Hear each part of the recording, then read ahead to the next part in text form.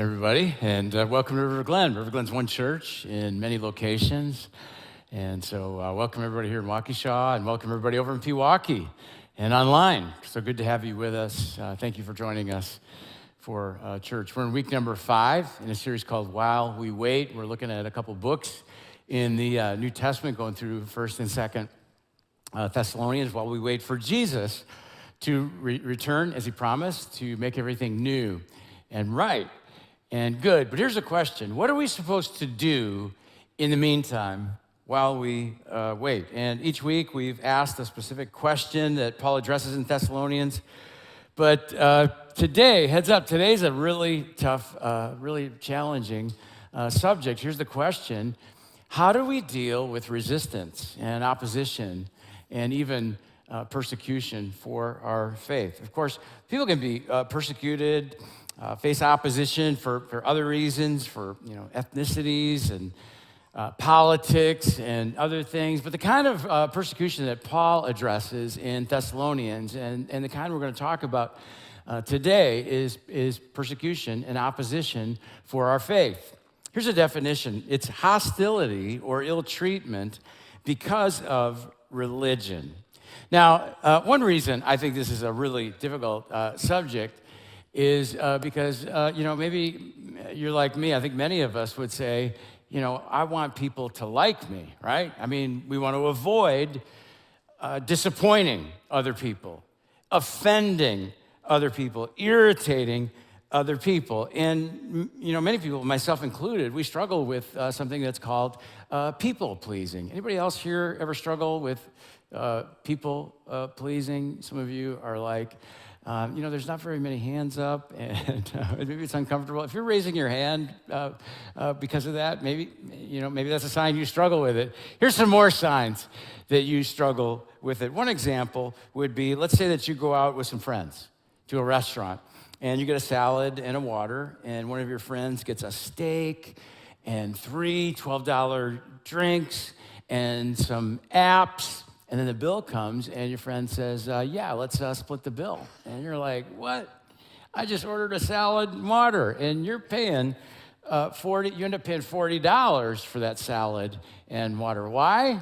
It's people pleasing. And you might struggle with people pleasing if you worry a lot.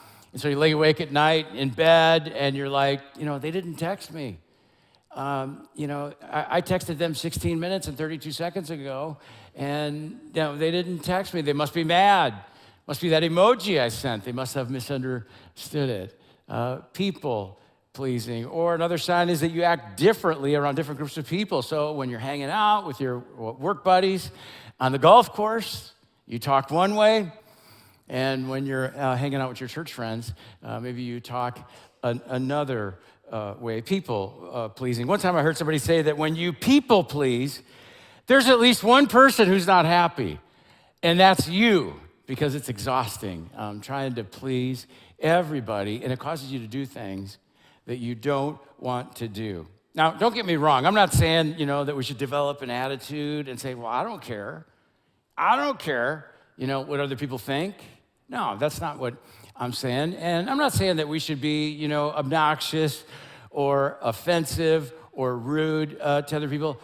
No, we should care what other people think to a degree. But people-pleasing can make us worry so much about what other people think that we don't consider what God thinks. And sometimes it's really tempting to give in to people-pleasing. For example, let's say you're a parent. You got a 12-year-old child, and your child goes to a sleepover at a friend's house. Your child calls you up and says, Mom, we're going to watch a movie and then go to bed. And you say, well, what movie? And they tell you, and then you look it up, and you discover that it has all kinds of mature content and profanity, not really something that you want to get in the mind of your 12-year-old. But in that moment, what are you feeling as a parent? You're thinking, if I say no, that's really going to embarrass my kid. They're going to have to go to their friends and tell them, Mommy said no. And their friends will be like, well, I'm not watching Finding Nemo again. And their friends are going to be unhappy. And the other parent who thought the movie was okay, might feel judged or offended by you. Yeah, we want to please people and we want to please God, but sometimes we can't do both. And sometimes pleasing God results in disappointing or even offending other people. So how do we deal with that? The first step, according to Paul, is to prepare for it. Prepare for opposition because it's coming. Look what Paul writes here in 1 Thessalonians. He says, when we were with you, we kept telling you that we would be persecuted, and it turned out that way, as you well know. See, this new church in Thessalonica was located in the Roman Empire, and the Roman Empire expected allegiance to their emperor, Caesar, not to a dead and now resurrected guy named Jesus. If you considered someone other than Caesar your Lord and King, that would disrupt the power system that the Romans built their empire around. And so when people at Thessalonica started claiming Jesus as their Lord and King, people formed a mob. And the government started persecuting the church. And when I say persecution, I don't mean wrote a bad review about them on Yelp or cracked jokes on social media. No, I mean, we're talking friends and family members martyred for their faith, homes destroyed, relationships divided. And Paul says, I told you there was going to be persecution, and it continued to get worse. In the first few centuries, Christians suffered tremendous persecution. Around 54 AD, Nero became emperor of Rome. And Nero, he was evil beyond belief. He killed his first wife. He killed his second wife. He never got married a third time. There were not a lot of candidates out there who were interested. And he took out his anger on Christians when his own government wouldn't let him rebuild Rome. He burned down some of it so that he could rebuild it the way that he wanted. And then he blamed Christians for setting the fire. He literally burned Christians to death. Now, we don't talk about this very often, but throughout the Bible, we find that persecution is promised. Look at what Paul says about this. In fact, everyone who wants to live a godly life in Christ Jesus will be persecuted. Paul says, don't be surprised. You can expect it. Every follower of Jesus will eventually face persecution. Look at what Jesus says. If they persecuted me, they will persecute you also. Do you know that before Jesus got out of diapers, he faced persecution?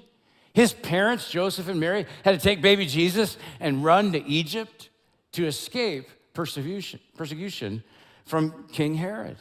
There's many things that Jesus never promised. He never promised an easy life. He never promised that we would get rich. He never promised that we would avoid sadness and heartbreak. But here's what he did promise, that the world would oppose and persecute his followers. And it's not getting any better. In fact, many historians agree that in the last 10 to 15 years that Christianity has suffered the worst period of persecution in its history. In the average month worldwide, 300 Christians are killed, 800 Christians are imprisoned for their faith. And I know if you're like me, we're tempted to hear about persecution on the other side of the world. And because it seems so far away, maybe we don't feel very much compassion or empathy. But I don't want us to close off our hearts to our brothers and sisters in Christ who need us, who need our prayers. They need our faith. They need our support, maybe more than we realize. Now, here in the United States, we may not face the risk of beatings and imprisonment and death because of our faith, but that doesn't mean that Christians don't experience other forms of persecution. People have lost friends because of defending the Bible as true. People have lost out on second dates for not compromising sexually. Persecution might occur by being excluded at work or a family gathering because of your faith. People have lost jobs for refusing to behave in ways that counter the Christian faith. I know some people who risk getting fired, have risked getting fired for speaking up or standing up or defending their faith. Patrick Lencioni is a consultant for Fortune 500 companies and written many books on leadership and business. Several years ago, he started following Jesus. And I want to read a statement he made recently on a podcast. He said, "It's very dangerous for followers of Christ to think they're not living and working in hostile territory." And he goes on to say, maybe you're one of the fortunate ones. And maybe you work for a boss or a CEO, or maybe you're your own boss or CEO, and you're allowed to share your faith. He says, make sure that you're grateful for that. But then he says, from his corner of the world, in many businesses, the Christian faith is not welcomed or accepted. And if that's true now, it may get worse in the future. And so I want to just say a brief word to any students or young adults. In some ways, it's very difficult to live the Christian life in our world today. And it's probably not gonna get easier. It may get more difficult, and you're gonna have to count the cost and decide if it's worth it. Now, I think it's worth everything, and I'm not trying to scare you, but I wanna just be real with you, and I don't want you to be surprised at the opposition or resistance or ridicule that you experience. Be prepared. Now, I realize I've thrown a lot of bad news at you, and maybe some of you are wondering, where's the good news in all of this? Maybe you're thinking, if that's what it's like to be a follower of Jesus, I'm not sure that I want to be part of it. Maybe you're here and you're not sure what you believe, or you're not a follower of Jesus. And I get why you would wrestle with this, but I hope that you'll hang with us a little bit longer, because look at what Paul writes here in Romans chapter 5. He writes, "We can rejoice too when we run into problems and trials, for we know that they help us develop endurance. And endurance develops strength of character, and character strengthens our confident hope of salvation." See, when we face opposition, we face persecution, there's two options, and I'm gonna explain these further in the rest of the message. One option is just run the other way and likely face less persecution. Or we could choose to follow Jesus, and although that will involve persecution, it also includes endurance and strength of character and the confident hope of salvation. So how do we deal with persecution? First, we prepare for it. And then second, we've got to persevere.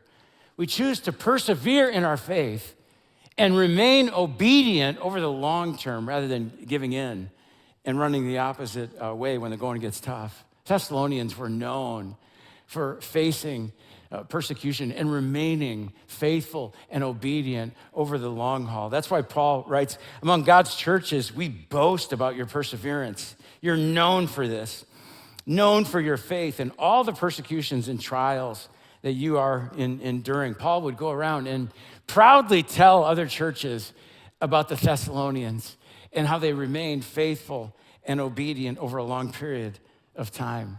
Now, when it comes to persevering over a long period of time, it reminds me of how people have different habits when it comes to drinking coffee. Let me explain.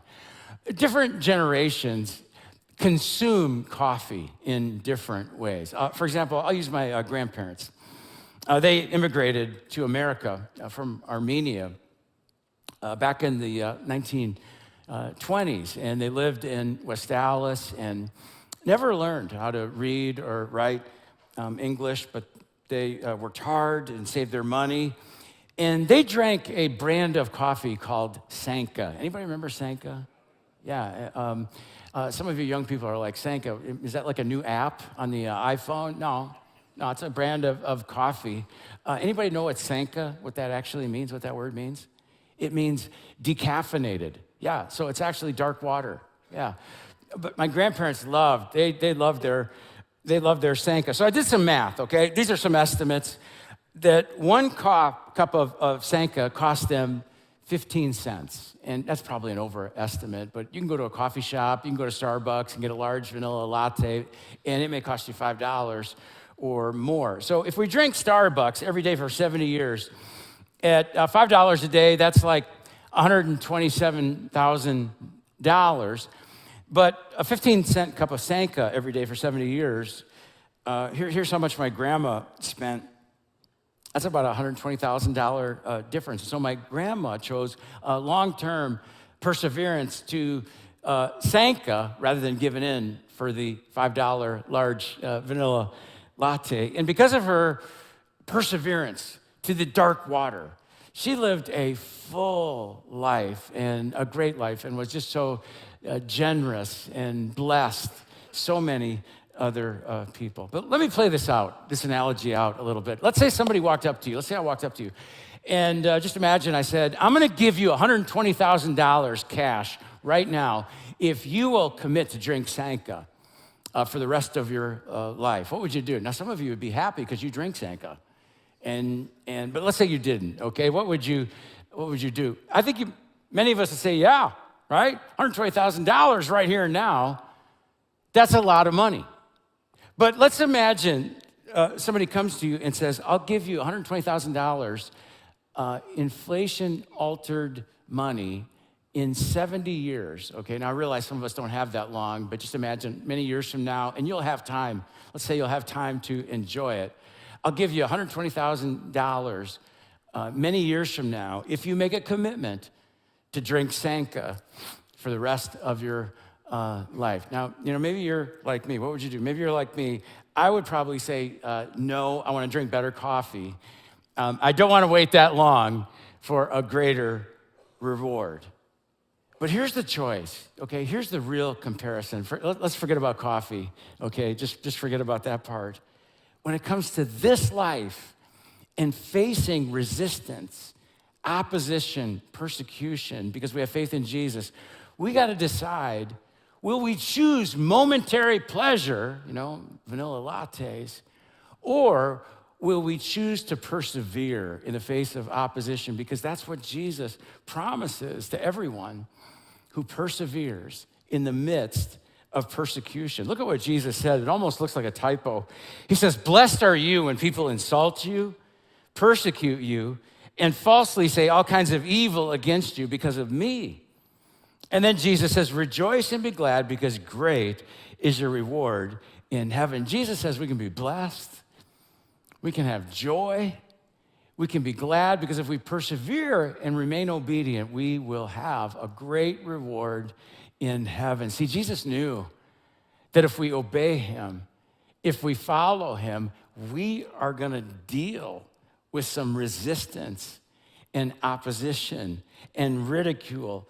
We at times, we're gonna be excluded for defending things that Jesus wants us to defend. And it's easier in the short term to go with the current and people please.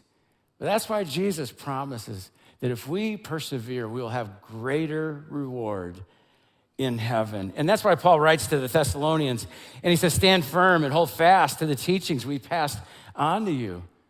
This world needs more Christians that stand firm and hold fast and persevere, never giving in to worldly temptation or cultural pressure, never adjusting our theology, our beliefs because of persecution. The world needs Christians who choose to persevere. Here's a third way to deal with persecution: live boldly. Look at what Paul writes to the Thessalonians. He says, with the help of our God, we dared to tell you his gospel in the face of strong persecution. The word dared there means to take a risk and to live boldly. See, it's one thing to live boldly when there's no opposition.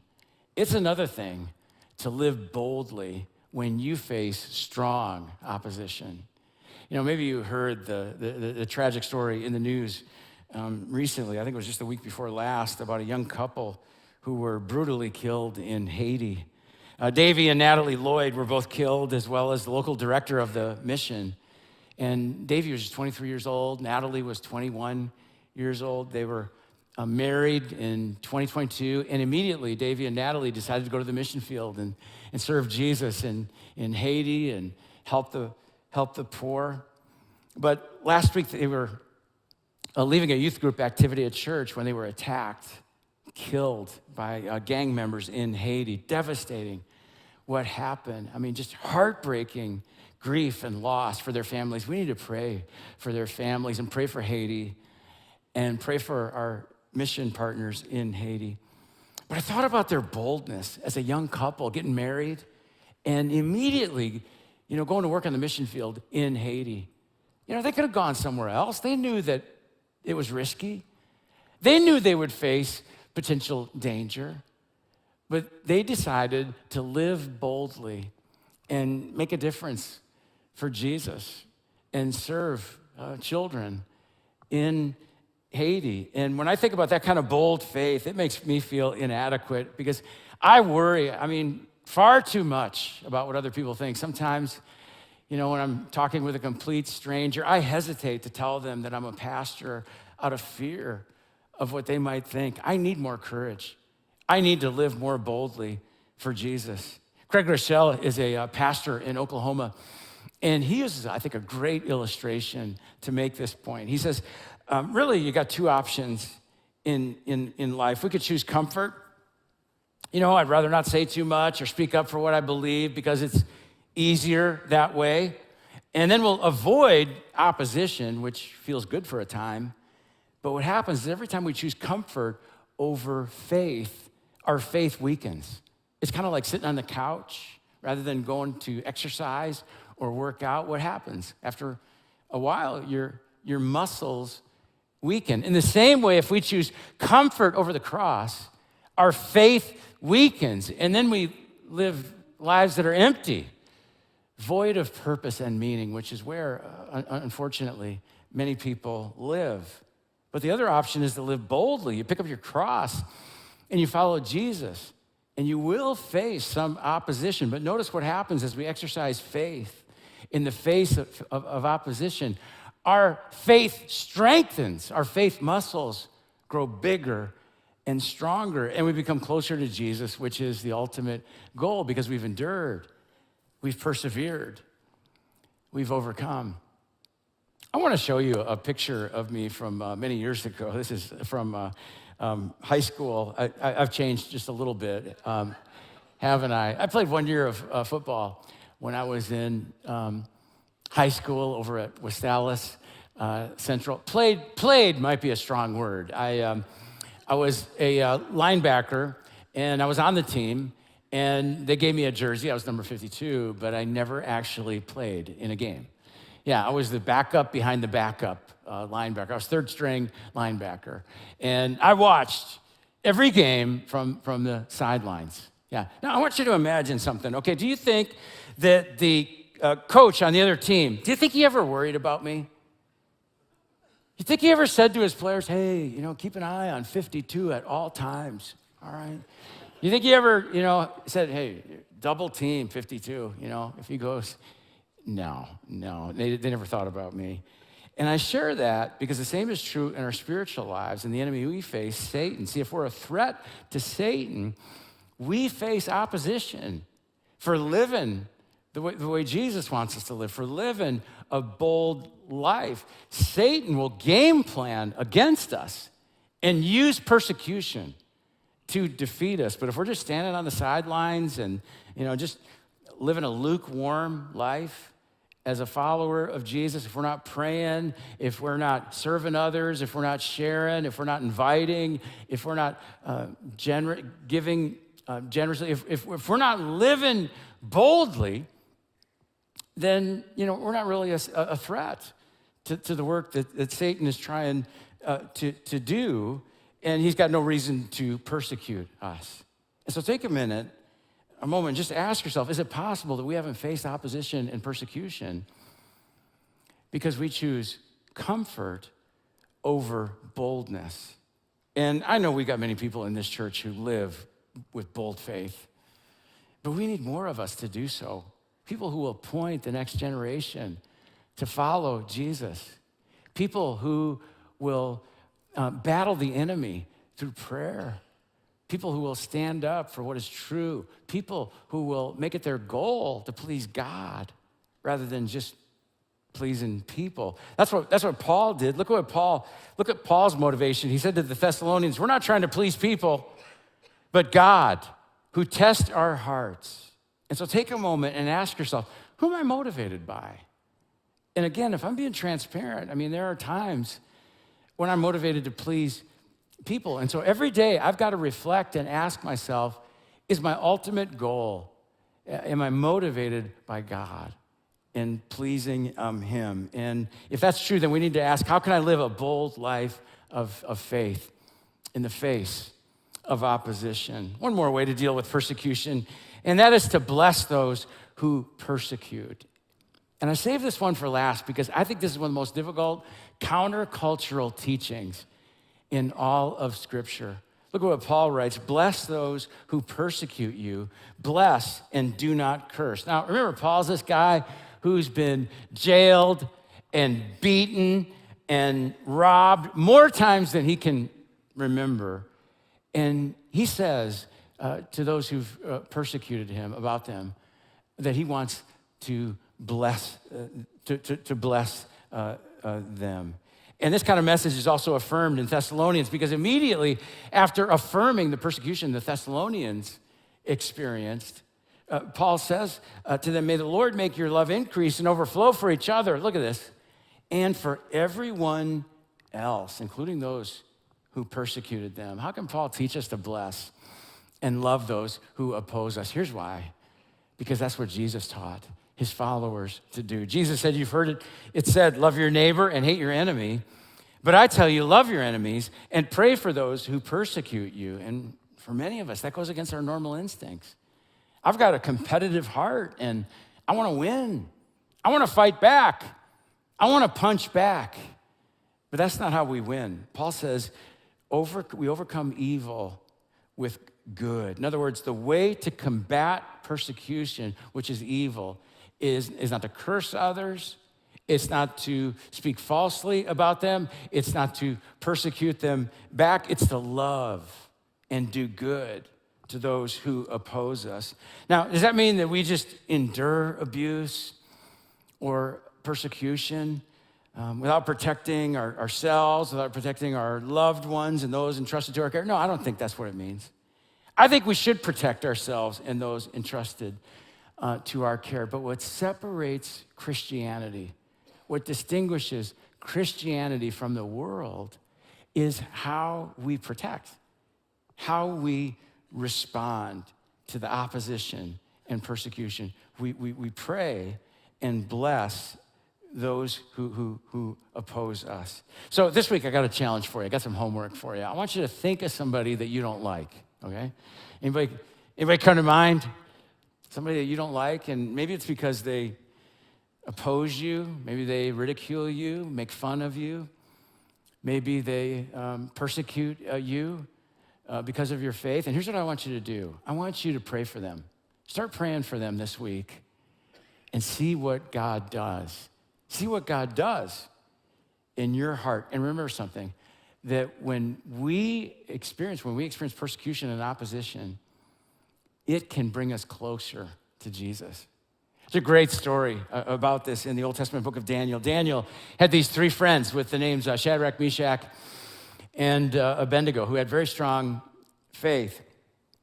But these guys were so firm in their faith that they would not change their loyalty to God. And so when everybody else was bound down to the statue of the king, they refused, even though they knew that they would face persecution. They said, our God can deliver us, and even if he doesn't, we don't care. We are not bound down to that statue of the king. And so they paid a price. They were persecuted. They were thrown into a fiery furnace that was heated up 7 times hotter than normal to toast them really quickly. But when the men who threw them in looked inside the furnace, they said, didn't we throw 3 dudes in there? Now, they couldn't get real close because of the intense heat, so they had to stand back. But when they looked in there, they said, there's 4 dudes that are in there now, and they're not tied up any longer. They're walking around, and one of them looks like a son of God. And the point is that when you're going through opposition, resistance, persecution, because of your faith, Jesus says you're not alone. There's a 4th man in the fire, the Son of God. And I know we may not, suffer and die like others do for Christ in other parts of the world, but it still hurts us. It still breaks our heart. It still tempts us to give in and just go with the crowd and people please. But remember, there's a fourth man in the fire, and he will not let you get burned up. Jesus said, you're never alone. I am with you always, and great is your reward in heaven. You'll receive a greater prize. And that's how we respond. That's how we deal with persecution. That's how we prepare for it. That's how we persevere through it. That's how we live boldly. And that's how we bless others. We rely on that fourth man. We rely on the strength and the power and the presence and the love of Jesus.